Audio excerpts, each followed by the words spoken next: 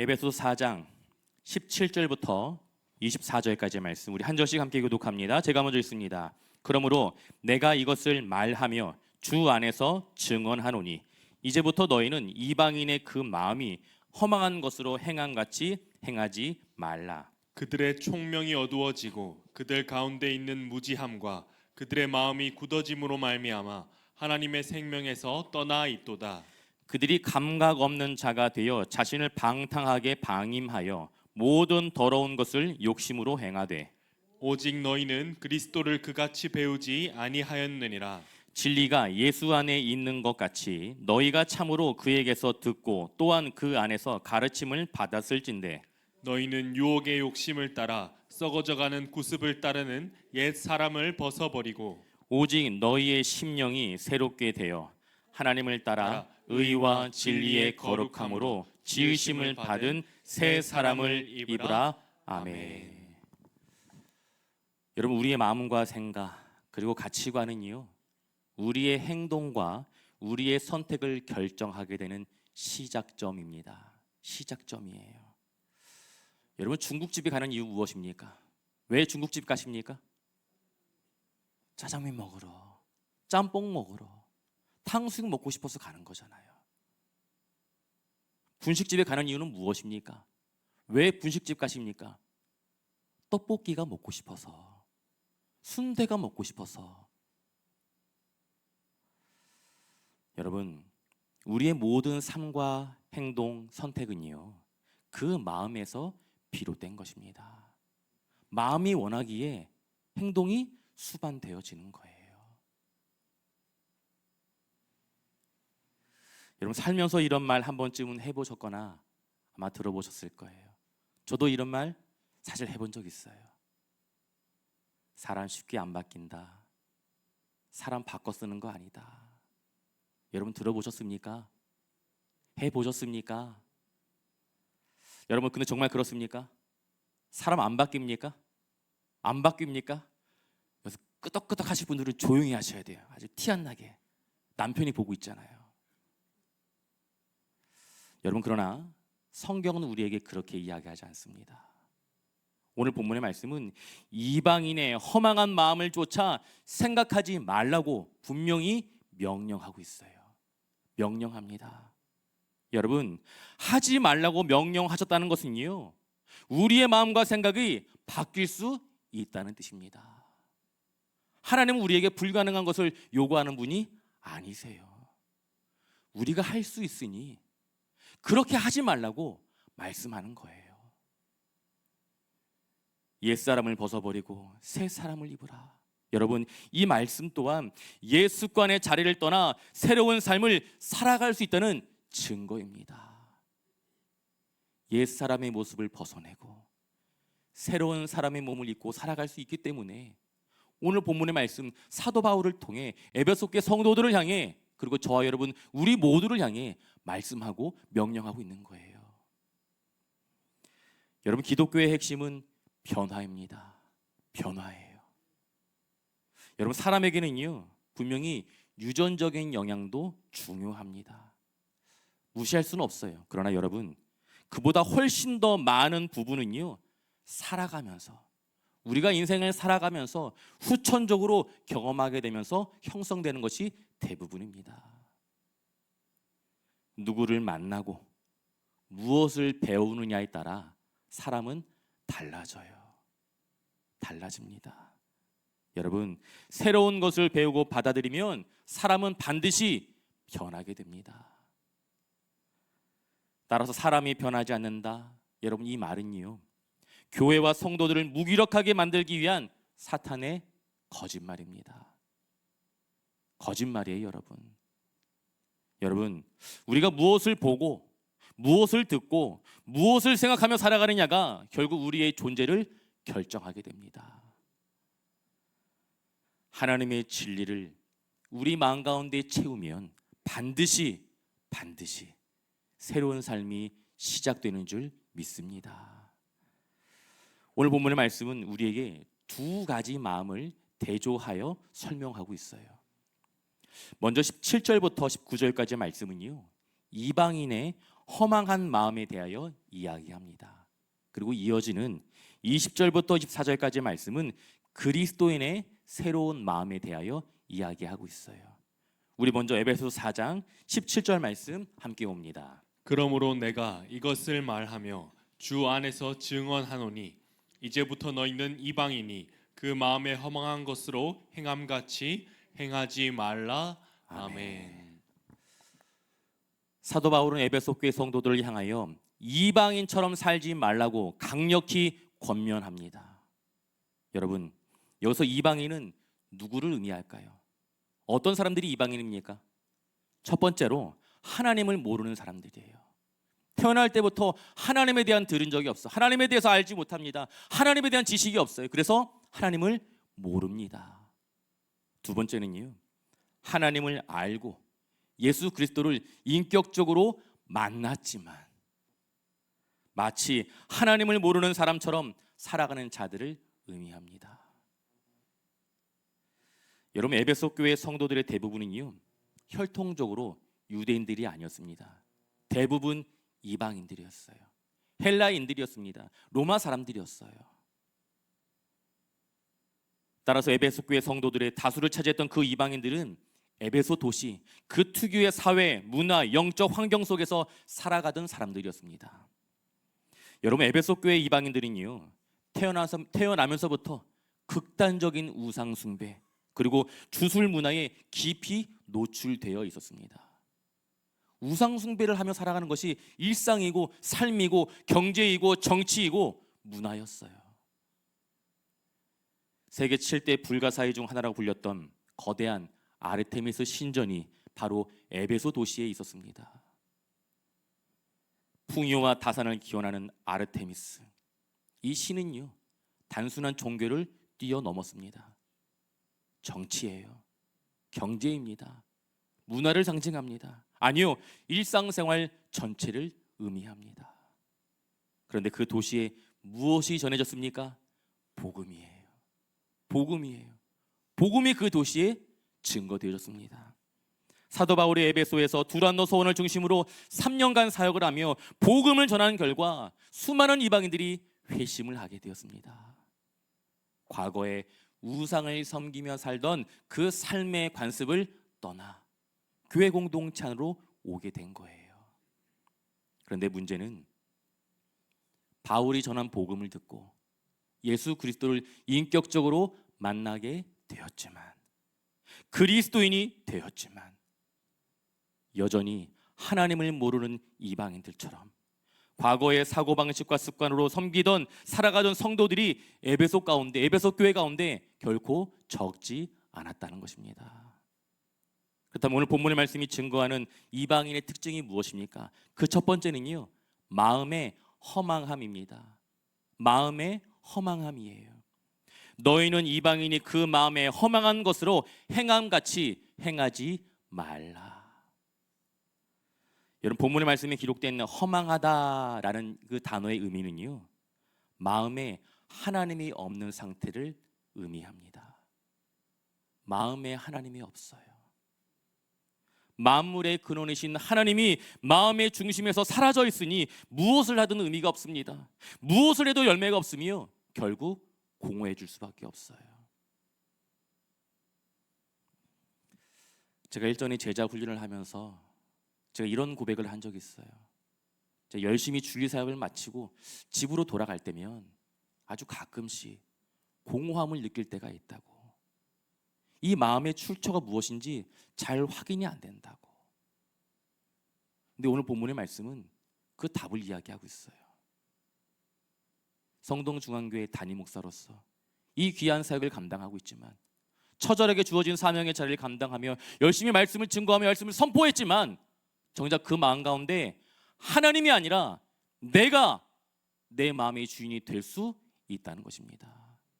그래서 이 부정한 종의 마음 가운데 공허함이 찾아왔던 거예요. 분명히 열심히 사역했는데 집으로 돌아오는 발걸음이 얼마나 공허했는지 몰라요. 여러분, 우리 인간은요, 본래 하나님으로 가득 채워져서 그분으로부터 생명과 사랑을 공급받아야 만족할 수 있도록 창조된 존재입니다. 결코 하나님을 떠나서는 살 수 없게끔 창조되었어요. 그런데 그 마음의 중심에 계셔야 할 하나님을 쫓아낸 결과가 무엇입니까? 그 마음 가운데 결코 채워넣을 수 없는, 그 무엇으로도 채울 수 없는 영적 빈 공간이 생기게 된 것입니다. 여러분, 죄가 무엇입니까? 본질적으로 죄는요, 주권에 대한 문제입니다. 주권에 대한 문제예요. 내 인생의 주인이 누구인가, 이 문제가 죄의 문제입니다. 여러분, 인간의 타락은요, 자신이 스스로 삶의 주인이 되려고 하는 것에서부터 시작되었습니다. 이것이 죄의 출발점이에요. 여러분, 아담과 하와가 무엇을 먹었습니까? 수박이요? 선악과 먹은 거 다들 알고 계시죠? 왜 먹었습니까? 왜 먹었어요? 하나님처럼 되고자 하여. 이거 먹으면 하나님처럼 될 수 있어. 이 선악과 먹으면 더 이상 하나님의 명령에 반응하여 그 명령에 순종하는 삶이 아니라 내 마음, 내 뜻대로 내 인생을 마음껏 계획하고 주도할 수 있어. 이 마음이에요, 여러분.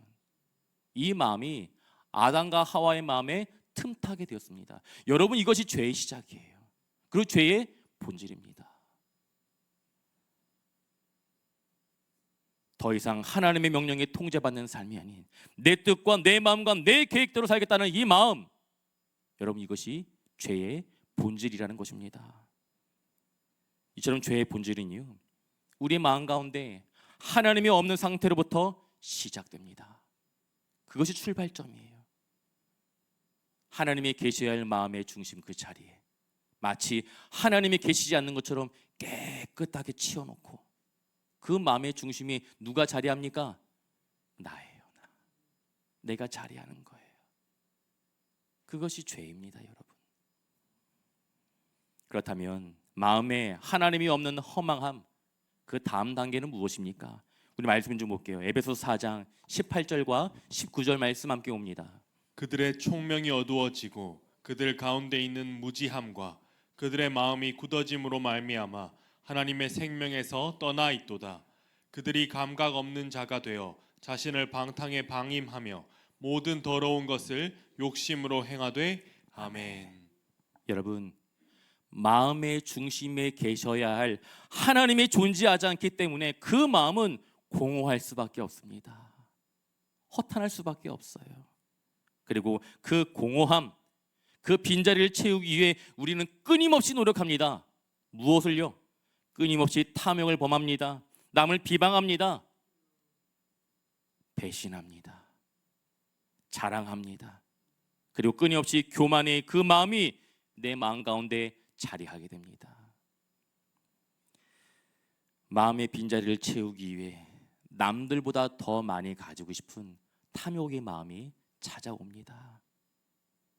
남들보다 더 갖지 못한 것을 스스로 불행하다고 생각하고 남들을 헐뜯고 남들을 비난하고 정죄합니다. 그리고 그 불안한 마음을 감추기 위해 마치 내가 많은 것을 가지고 있는 것처럼 자랑합니다. 근데 여러분, 더 무서운 것은요, 이러한 헛된 삶에 익숙해지다 보면 우리 영혼에 그 딱딱한 굳은 살이 박혀 죄를 짓고도 영혼이 썩어가도 아무런 통증과 아픔을 느끼지 못하는 영적 마비 상태에 빠지게 된다는 것입니다. 이것이 무서운 거예요, 여러분. 여러분, 탐욕과 비방, 자랑을 선택하게 되면 결국 우리 내 인생 가운데 나쁜 결과가 온다는 것은 아주 조금만 생각해봐도 분명히 알 수 있어요. 다른 사람을 험담하면 당장은 그 순간만큼은 내 마음이 시원해져요. 여러분, 그렇지 않습니까? 저는 신나던데요.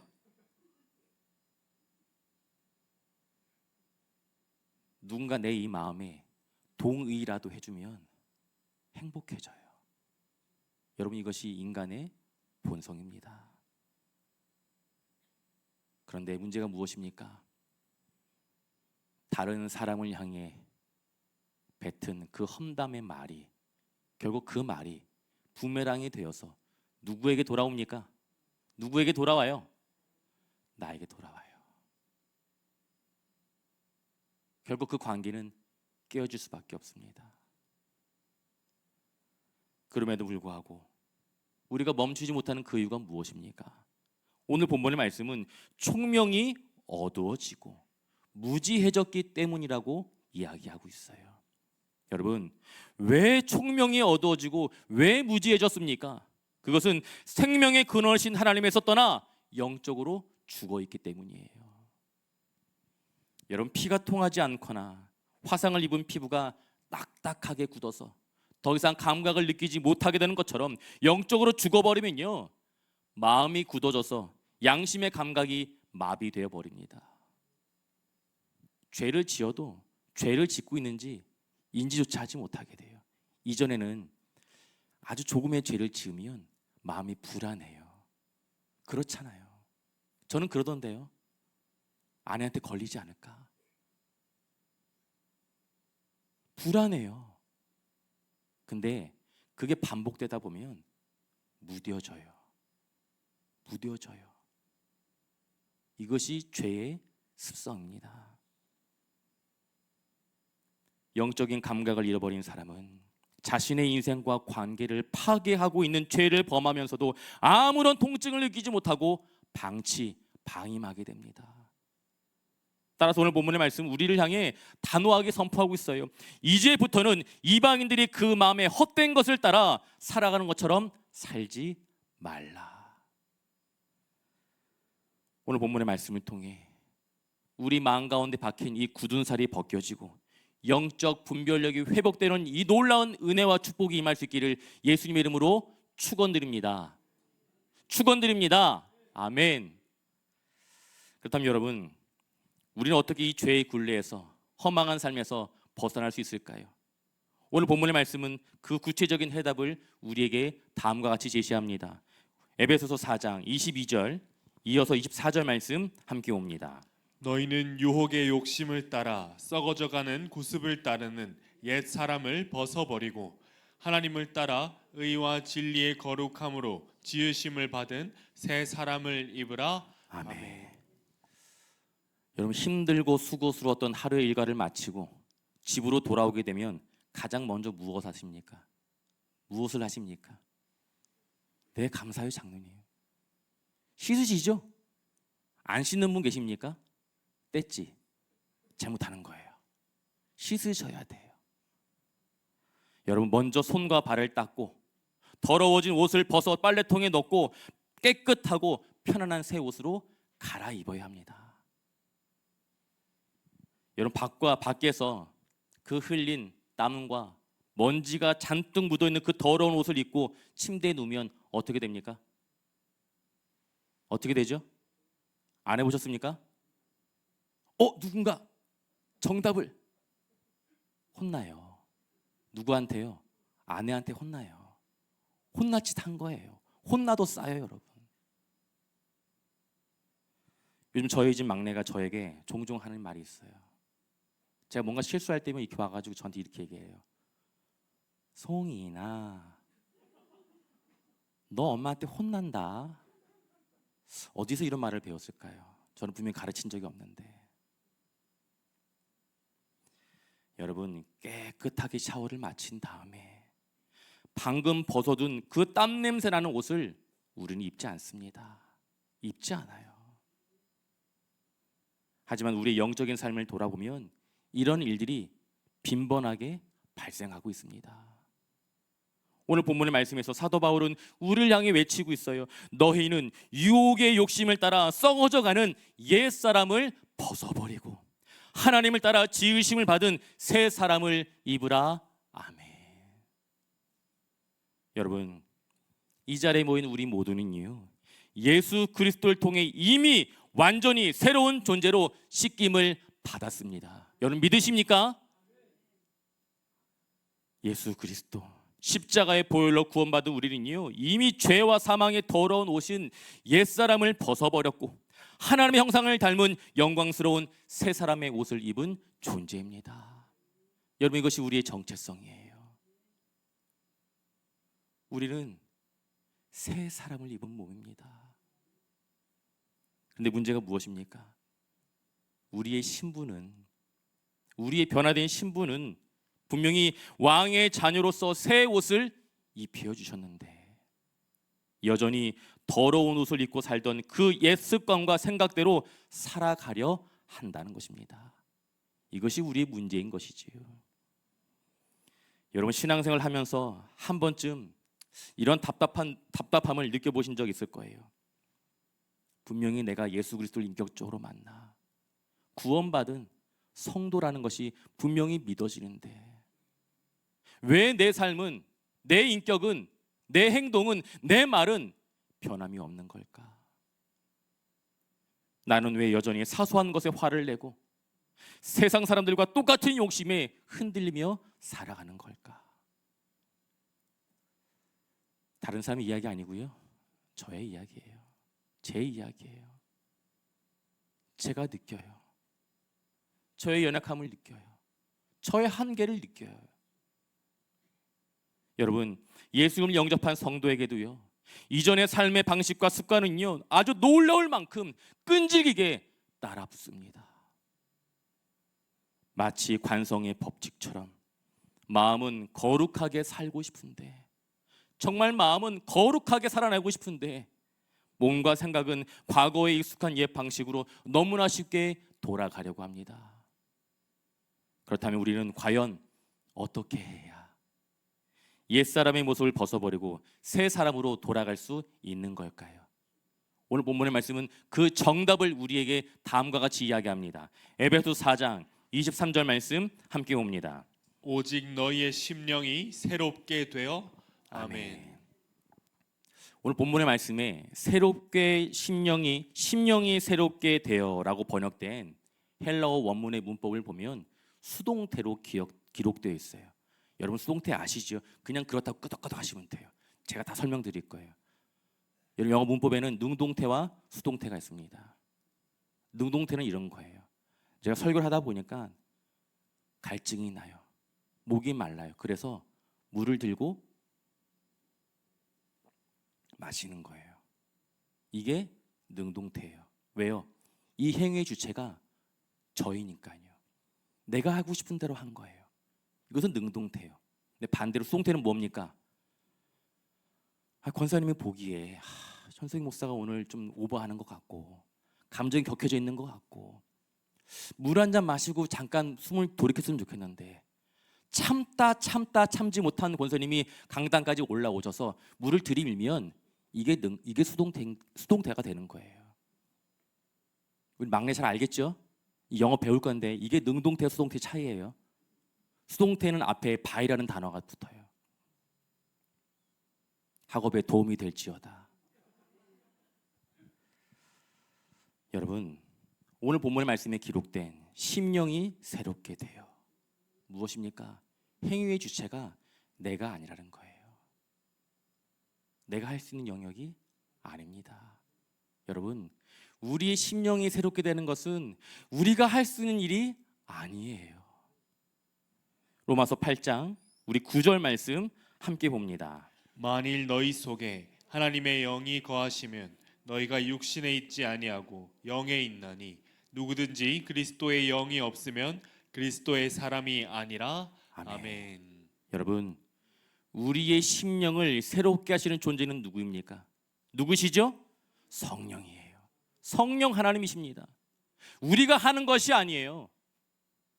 우리의 역할이 아닙니다. 우리의 숙제가 아니에요.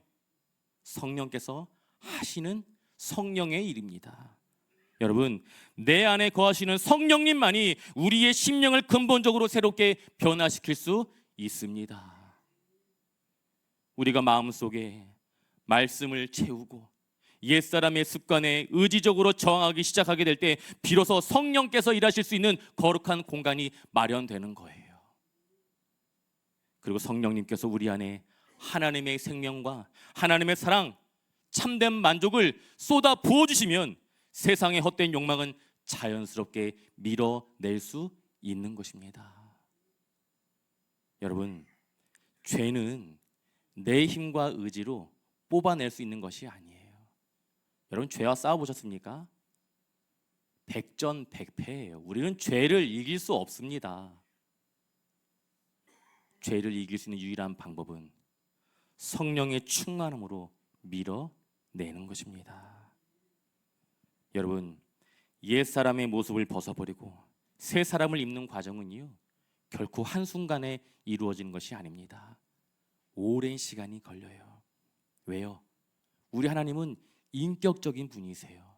그래서 우리를 인격적으로 대하시는 분이기 때문에, 우리의 인격을 존중하시기 때문에 날마다 조금씩 인격적으로 우리를 변화시켜 가십니다.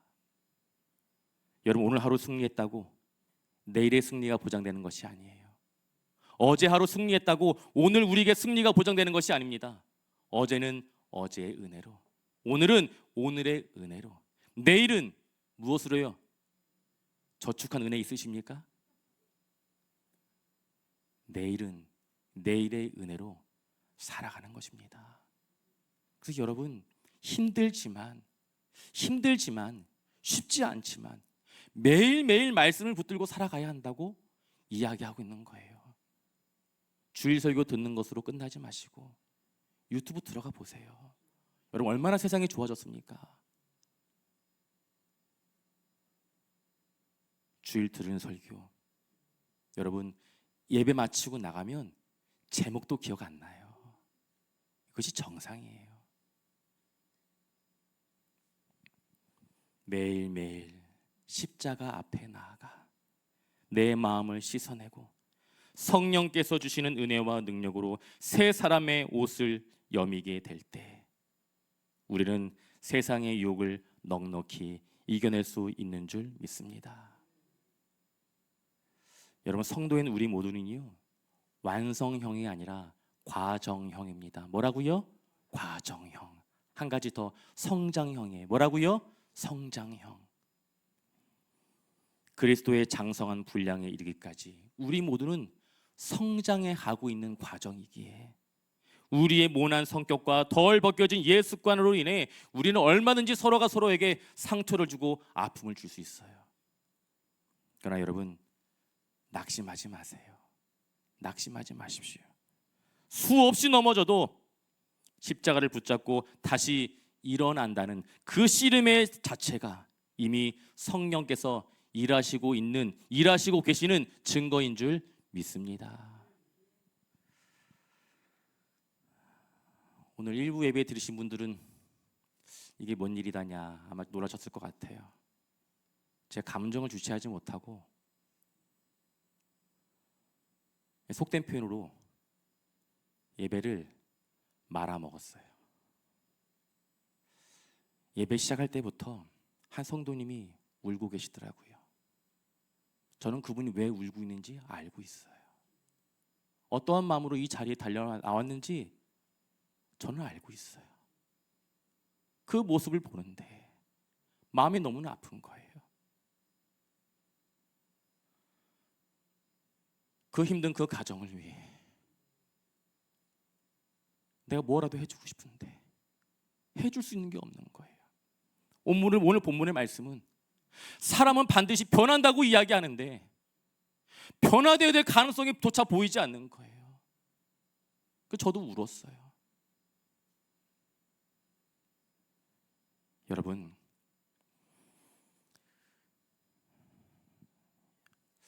부정한 종은요, 저는 여전히 수많은 한계와 수많은 저의 연약함을 목격하며 살아가고 있어요. 그러나 감사한 것은 5년 전, 10년 전 저의 모습과 지금의 모습 비교해 보면 개과천선된 거예요. 사람 된 거예요. 아멘. 집사님 감사합니다. 집사님 사랑해요. 집사님. 왜요? 부족한 종 또한, 저 또한 성령의 능력으로 그 은혜 안에서 조금씩 다듬어지고 성장해 가고 있기 때문인 줄 믿습니다. 그래서 저는 앞으로 5년 후, 10년 후, 20년 후 저희 모습이 기대되어져요. 여러분 기대해 보십시오. 저를 기대라는 게 아니라 성령의 능력을 기대해 보시라는 거예요. 그런 의미에서 이 자리에 앉아 계신 우리 성도님들의 5년 후가, 10년 후가 기대되어집니다. 왜요? 성령께서 함께하고 계시기에, 성령께서 우리의 심령을 변화시켜 주시기에. 말씀을 정리합니다. 사랑하는 성도 여러분, 우린 더 이상 과거의 죄와 허무함에 묶여 살아가는 존재가 아니에요. 세상의 사람들은 여전히 끊임없이 우리를 향해 사람 쉽게 바뀌는 거 아니다, 사람 고쳐 쓰는 거 아니다 라고 이야기들 하지만, 여러분 오늘 본문의 말씀 십자가의 복음은 우리를 향해 분명히 선포하고 있습니다. 어떻게 해요? 예수 그리스도 안에서 우리는 완전히 새로운 존재가 되었으며 날마다 성령의 능력으로 새로워질 수 있습니다. 여러분 이것이 우리의 소망이에요. 우리의 소망입니다. 도저히 바뀔 것 같지 않은 상황과 환경 속에, 그 관계 속에 묶여 있습니까? 여러분 기대하십시오. 우리는 할 수 없습니다. 우리는 할 수 없어요. 그러나 장로님, 성령께서 하시면 반드시 놀라운 변화 역사가 일어나게 되는 줄 믿습니다.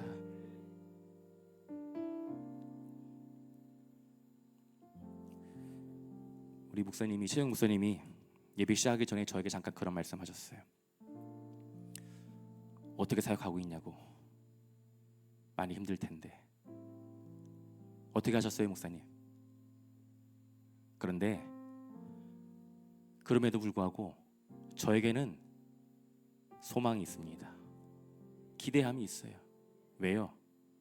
성동중앙교회 하나님께서 손 대시면, 성령 하나님께서 그 능력을 가감없이 행하시면 우리가 감히 기대하지 못하였던 놀라운 회복과 치유, 우리가 기대하고 꿈꾸는 놀라운 영적인 부흥 이루게 되는 줄 믿습니다. 전소희 목사가 하는 거 아니에요. 하나님께서 하십니다. 성령께서 하십니다. 이 귀한 사실을 기억하고 우리에게 주어진 삶의 자리에서 날마다 말씀에 붙들려 성령의 충만한 은혜와 능력을 경험하며 살아가는, 그래야 우리의 심령이 변화되어진 것을 목도하며 하나님을 향해 마음 다해 찬양하고 고백하는 사랑하는 성동중앙의 모든 믿음의 권속들이 될 수 있기를 예수님의 이름으로 축원드립니다.